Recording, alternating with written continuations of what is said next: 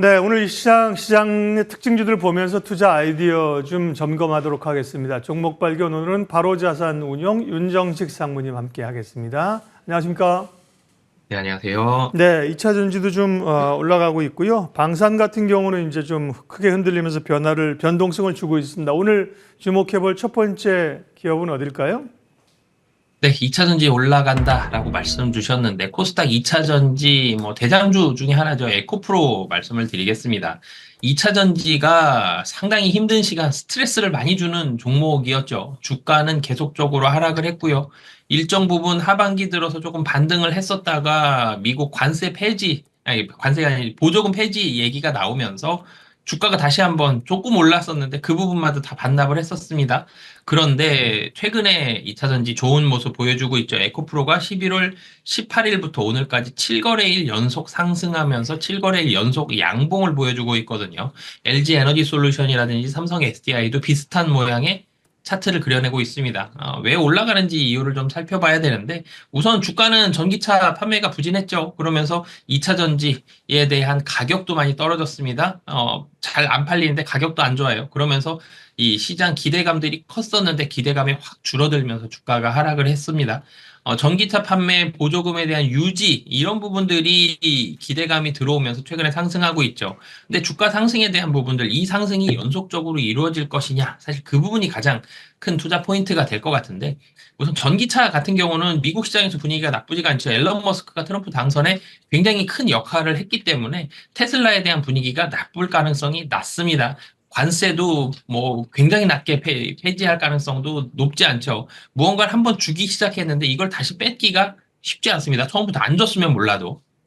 이런 부분들을 한 번에 없애기보다는 없애더라도 조금씩 천천히 줄일 수 있는 이 정도의 방법으로 진행될 가능성이 높다라는 점.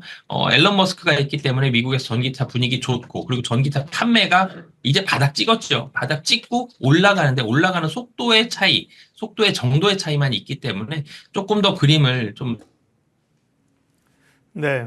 그래서 호흡을 길게 잡는다면 전기차는 긍정적인 상황이라 에코프로도 향후에 대한 기대감 충분히 가질 수 있다라고 보여집니다. 예.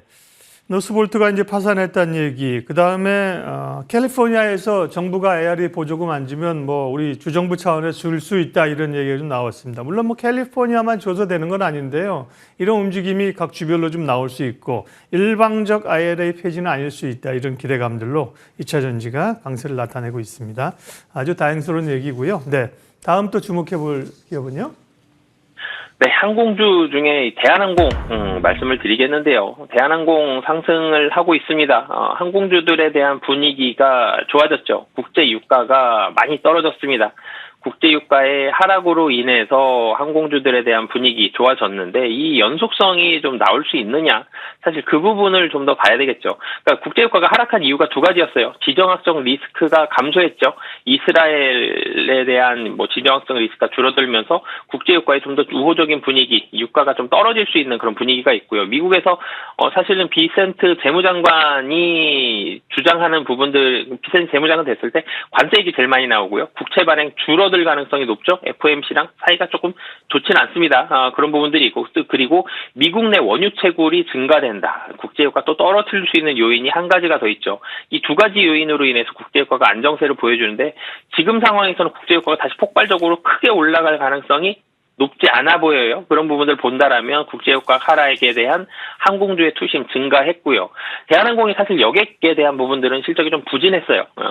사실 이 단거리 노선에 대한 부분들이 좋지 않았기 때문에 근데 단거리 노선뿐만이 아니라 대한항공이 가지고 있는 가장 큰 무기는 화물입니다. 이 화물이 굉장히 좋았거든요.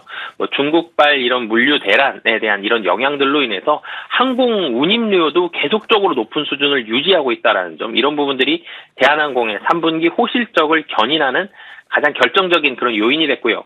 지금도 대한항공 굉장히 저평가입니다. PBR이 0.85배, 0.9배가 채 안 되거든요. 이런 상황 속에서 아시아나항공 편입이 머지않았는데 아시아나항공 편입되면 PBR이 더 떨어집니다. 0.7배 이하로 하락을 하게 되거든요.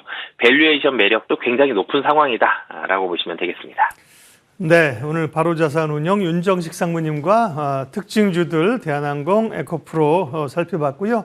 오늘도 방송 중에 연결이 잠깐 끊겨서 방송 보시는 분들에게 사과드리고요. 윤정식 상무님은 죄가 없습니다. 통신상의 문제였습니다. 예, 윤정식 상무님 인사드릴게요. 감사합니다. 네, 감사합니다.